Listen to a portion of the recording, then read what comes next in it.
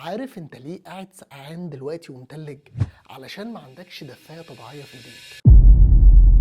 المعماريين زمان علشان ما كانش عندهم كهرباء كان لازم يخترعوا طرق طبيعية يكيفوا بيها المباني ويدفوها، ومن اشهر الطرق دي انهم كانوا بيعملوا منور في الحوائط اللي كان بيجي ناحيتها شمس كتير، وبيفتحوا على المنور ده شبابيك معينة زي المترقمين قدامك دول، وبيدهنوا الحيطة بتاعته من بره بلون غامق علشان يمتص اشعة الشمس.